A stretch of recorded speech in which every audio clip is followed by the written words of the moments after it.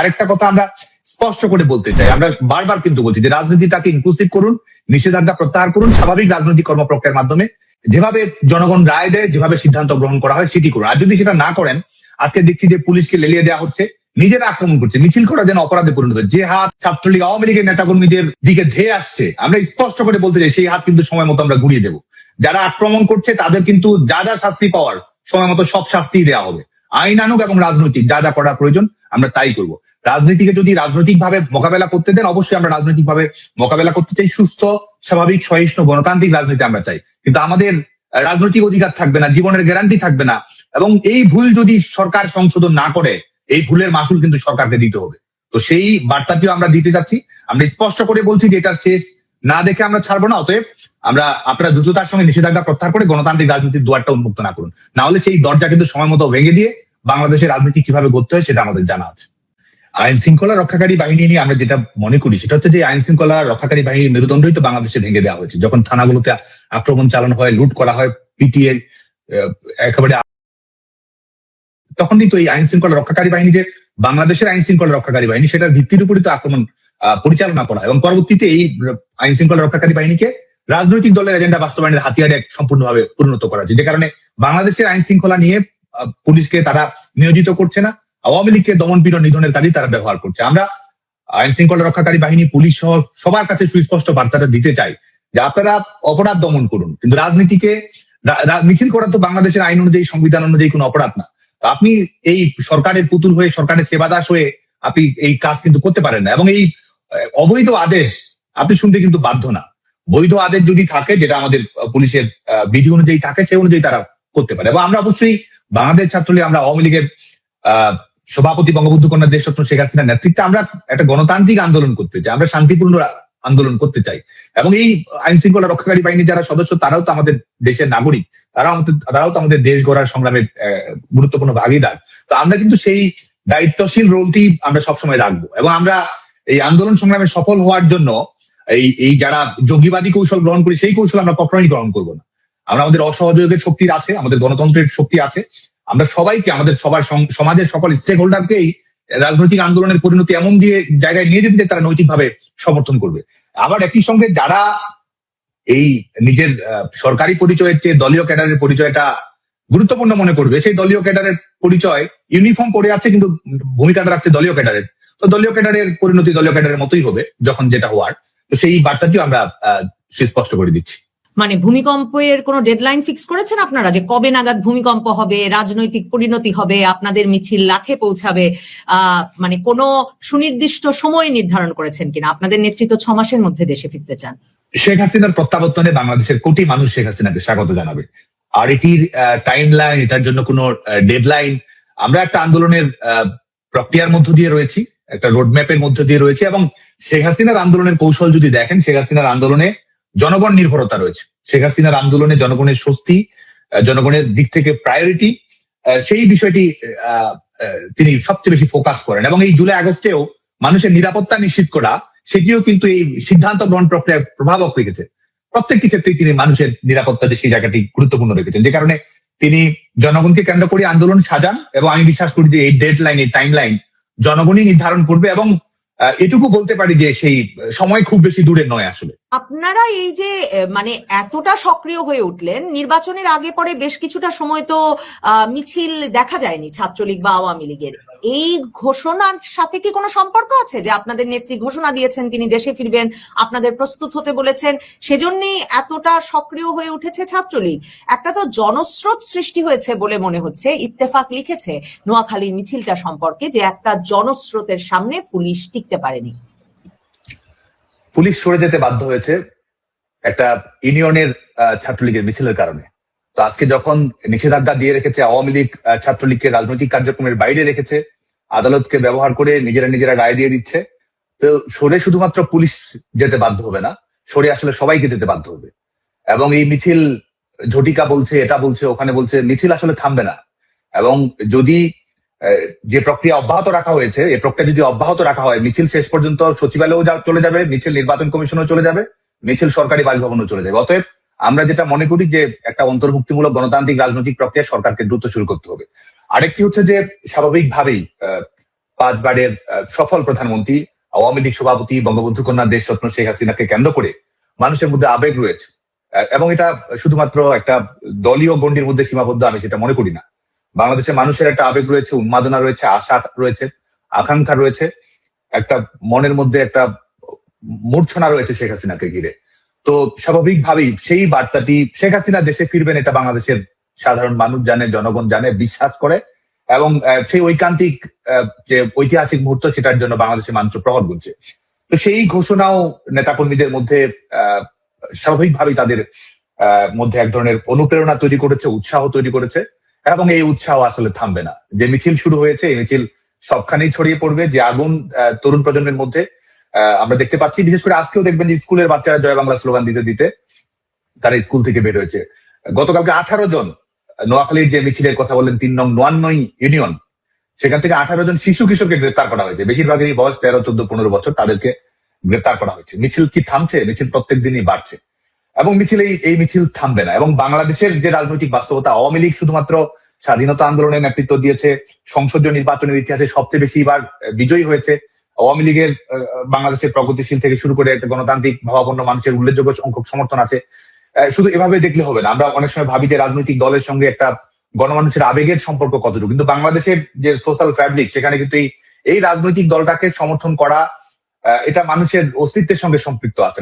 সাধারণ মানুষের চলাফেরা, স্বপ্ন, আশা, বেদনা, ভঙ্গ সবকিছুর সঙ্গে এই দলটা জড়িত আছে। যে কারণে এই দলটিকে আপনি নিষিদ্ধ রাখবেন এবং বঙ্গবন্ধু কন্যাকে আপনি একটা রাষ্ট্রযন্ত্রকে ব্যবহার করে রাজনীতির বাইরে ঠেলে দেওয়ার চেষ্টা করবেন, এবং আপনি মনে করবেন যে আপনি টিকে যাবেন।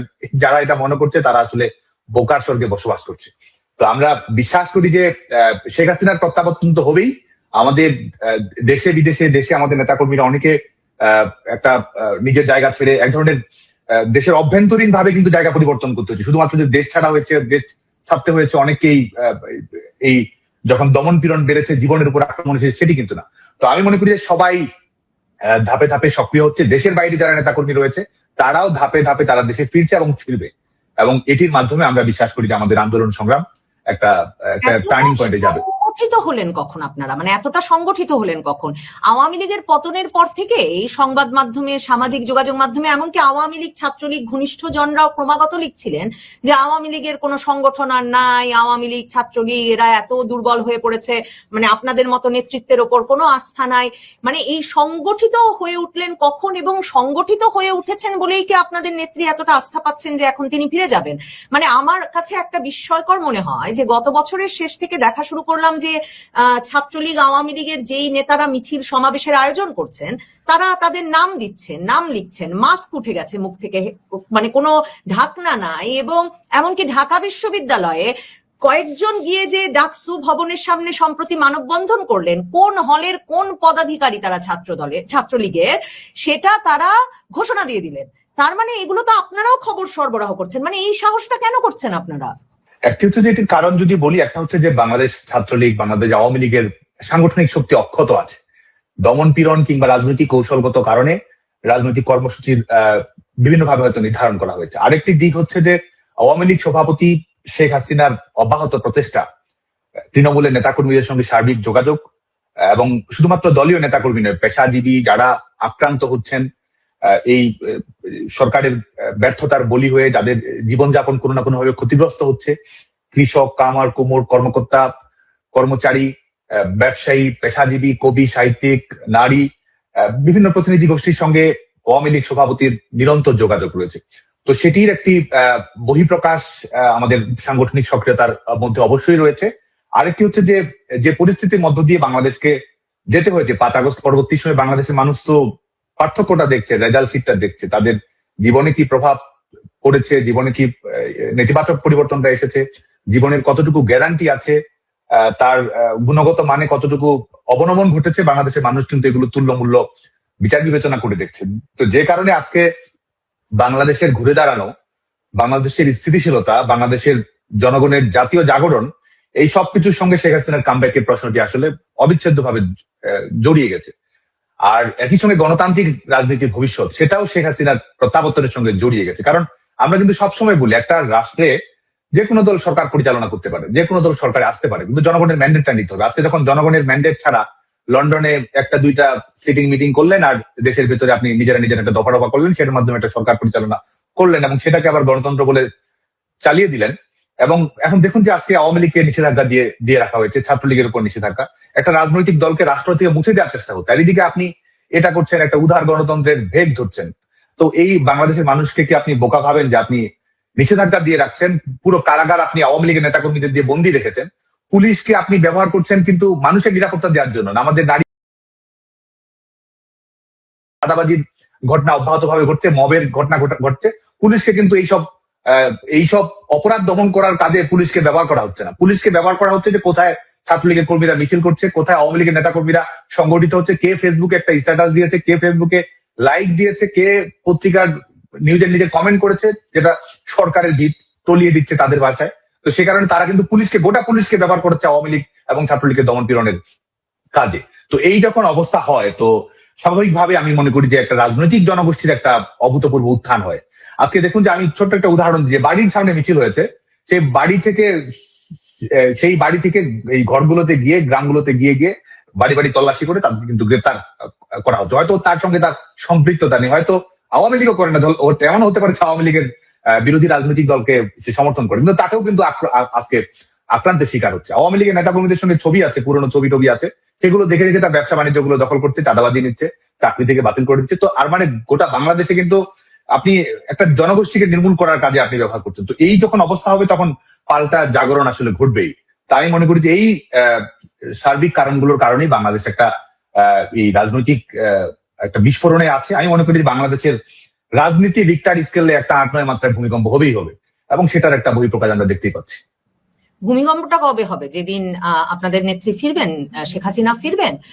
মানে এটা মানে খুবই দ্রুত সংখ্যা বাড়ছে ছাত্রলীগের মিছিলে মানুষের সংখ্যায়। এবং আরেকটা ইন্টারেস্টিং হচ্ছে, ভিডিওগুলো দেখলে মনে হচ্ছে যে এখানে শুধু ছাত্রলীগ না, মানে বয়স্ক মানুষরা আছেন, তারপর কিশোররা মানে একটা বড় সংখ্যায় আছেন।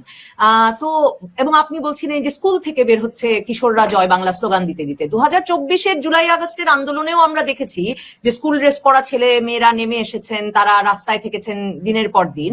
কিন্তু মানে এই ছাত্রলীগের মিছিলে, সাধারণের মিছিলে এই কিশোর, বৃদ্ধ, সাধারণ মানুষের যে সম্পৃক্ততা, সেটা কখন থেকে শুরু হলো, কিভাবে শুরু হলো, মানে সেটা কেন কিভাবে হচ্ছে?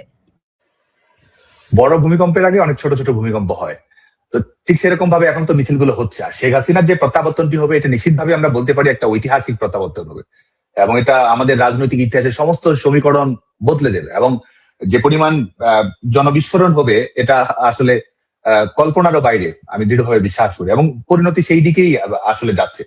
এবং এই যে মানুষের অব্যাহত সমর্থনের কথা আমরা নানাভাবে দেখছি। আজকেও আমি কিছুক্ষণ আগে একটা মিছিলের ছবি দেখলাম, সেখানে ছাত্রলীগ মিছিল করছে, মিছিল করার মধ্যে বাজারের থেকে আমরা দেখতে পাচ্ছি যে মানুষ করতালি দিচ্ছে। গতকালকের একটি মিছিলে একজন মহিলা, একজন মা, ছাত্রলীগের নেতাকর্মীরা মিছিল করে, স্বাভাবিকভাবেই মিছিল করে দ্রুত আবার জায়গা ত্যাগ করতে হয়, কারণ পুলিশ আসবে, বিএনপি জামায়াত এনসিপির ক্যাডারেরা আসবে। তো সেই অবস্থার মধ্যেও কিন্তু একজন মা, তিনি তার সবার সন্তানের মতো, হয়তো তাদের পরিচয়ও নেই, সন্তানের মতো মনে করে ছাত্রলীগের কর্মীদের মাথায় হাত বুলিয়ে দিচ্ছেন এবং সবার সঙ্গে সমস্যাটি তিনি জয় বাংলা বলছেন। এবং এই অবস্থা কিন্তু আমরা বাংলাদেশের সবখানে আমরা কম বেশি দেখতে পাচ্ছি। মিছিল হচ্ছে, এই বারান্দা থেকে জানালা দিয়ে কেউ তালি দিচ্ছে, কেউ সমর্থন প্রকাশ করছে। এবং আমরা জানি যে সবকিছু তার অডিও ভিডিও দিয়ে ভিজুয়াল প্রেজেন্টেশন দেওয়া সম্ভব না, কিন্তু মিছিলগুলো করার পরে যখন ছাত্রলীগের নেতাকর্মীরা আক্রান্ত হয়, আমরা অনেক জানি যে পরিচয় নেই, জানাশোনা নেই, আমাদের গ্রামের মানুষ, শহরের মানুষ, তারা আশ্রয় দিচ্ছে, থাকার সুযোগ করে দিচ্ছে, এবং তারা ভেতর থেকে খবর দিচ্ছে যে পুলিশ কোন দিকে আছে, কখন বের হতে হবে। সব ধরনের সহযোগিতা বাংলাদেশের মানুষের কাছ থেকে কিন্তু আমাদের আওয়ামী লীগের নেতাকর্মীরা, ছাত্রলীগের নেতাকর্মীরা সবাই পাচ্ছে। এবং এটা আমি স্পষ্ট করে বলছি যে এরা সমর্থক, কর্মী কোনো কিছুই নয়, সাধারণ মানুষ। বিশেষ করে আমি মনে করি যে শেখ হাসিনার প্রতি ভালোবাসার কারণেও, মুক্তিযুদ্ধের প্রতি ভালোবাসার কারণেও, এবং জয় বাংলার প্রতি মানুষের একটা স্বতঃস্ফূর্ত উন্মাদনা আছে, সেটার কারণে, এবং যে যাপিত জীবনের অভিজ্ঞতা, ভবিষ্যৎ নিয়ে অনিশ্চয়তা, এটার কারণে এই সমর্থনটা আসলে বৃদ্ধি পাচ্ছে। সংগঠন কি আপনারা পুরোপুরি গুছিয়ে ফেলেছেন? এবং মানে আপনারা কবে ফিরবেন? নেত্রী যাওয়ার আগে, না নেত্রী যাওয়ার পরে? নাকি আপনারা যেখানে আছেন দেশে নতুন নেতৃত্ব গড়ে উঠছে, দেশে সংগঠন সংগঠিত হয়ে গেছে, আপনাদের পরিকল্পনাটা কি? এক হচ্ছে যে মাঠে যারা নেতৃত্ব দিচ্ছে, রাজপথে যারা লড়াই করছে, সংগ্রাম করছে, তারাই আমাদের আন্দোলনের অধিনায়ক, তারাই আমাদের আন্দোলনের ক্যাপ্টেইন। আমরা কোঅর্ডিনেট করছি, ফ্যাসিলিটেট করার চেষ্টা করছি, কিন্তু আমাদের দেশের অভ্যন্তরে থাকা আমাদের নেতাকর্মীরাই সাহসিকতার সঙ্গে কাজ করে যাচ্ছে। পরিবর্তিত বাস্তবতায় তাদেরকে কেন্দ্র করি আমরা আমাদের সংগঠন পুনর্বিন্যাস করছি। আর আমাদের দেশে ফেরার যে বিষয়, সেটা আমরা দ্রুততার সঙ্গে দেশে প্রত্যাবর্তন করতে চাই এবং স্বাভাবিক রাজনৈতিক প্রক্রিয়ার মধ্য দিয়ে আমরা আমাদের আন্দোলন সংগ্রামকে এগিয়ে নিয়ে যেতে চাই। সেটার অপেক্ষায় আমরা করছি এবং একই সঙ্গে সংগঠনকে গুছিয়ে নেওয়া, সাংগঠনিক কাঠামোগুলো তৈরি করা, আন্দোলন সংগ্রামের চ্যালেঞ্জ থাকতে পারে, আঘাত আসতে পারে, সেগুলোর জন্য সার্বিক প্রস্তুতি নেওয়া এবং আমাদের সবকিছুই প্রকাশ্য। আমরা প্রকাশ্যেই ঘোষণা দিচ্ছি রাজনৈতিক সমীকরণ আমরা বদলে দেব, প্রকাশ্যেই ঘোষণা দিচ্ছি আমরা আন্দোলন সংগ্রামের মধ্য দিয়ে যে পরিণতি নিয়ে আসতে হয় সেটা আমরা করবো। আরেকটা কথা আমরা স্পষ্ট করে বলতে চাই, আমরা বারবার কিন্তু বলছি যে রাজনীতিটাকে ইনক্লুসিভ করুন, নিষেধাজ্ঞা প্রত্যাহার করুন, স্বাভাবিক রাজনৈতিক কর্মপ্রক্রিয়ার মাধ্যমে যেভাবে জনগণ রায় দেয়, যেভাবে সিদ্ধান্ত গ্রহণ করা হয় সেটি করুন। আর যদি সেটা না করেন, আজকে দেখছি যে পুলিশকে লেলিয়ে দেওয়া হচ্ছে, নিজেরা আক্রমণ করছে, মিছিল করা যেন অপরাধে পরিণত। যে হাত ছাত্রলীগ আওয়ামী লীগের নেতাকর্মীদের দিকে ধেয়ে আসছে, আমরা স্পষ্ট করে বলতে চাই সেই হাত কিন্তু সময় মতো আমরা ঘুরিয়ে দেবো। যারা আক্রমণ করছে তাদের কিন্তু যা যা শাস্তি পাওয়ার সময় মতো সব শাস্তি দেওয়া হবে। আইন আনুক এবং রাজনৈতিক যা যা করার প্রয়োজন আমরা তাই করব। রাজনীতিকে যদি রাজনৈতিক ভাবে মোকাবেলা করতে দেন, অবশ্যই আমরা রাজনৈতিক ভাবে মোকাবেলা করতে চাই। সুস্থ, স্বাভাবিক, সহিষ্ণু, গণতান্ত্রিক রাজনীতি আমরা চাই, কিন্তু আমাদের রাজনৈতিক অধিকার থাকবে না, জীবনের গ্যারান্টি থাকবে না। এবং এই ভুল যদি সরকার সংশোধন না করে, এই ভুলের মাসুল কিন্তু সরকারকে দিতে হবে। তো সেই বার্তাটিও আমরা দিতে যাচ্ছি। আমরা স্পষ্ট করে বলছি যে এটার শেষ না দেখে আমরা ছাড়বো না। অতএব আমরা আপনারা দ্রুততার সঙ্গে নিষেধাজ্ঞা প্রত্যাহার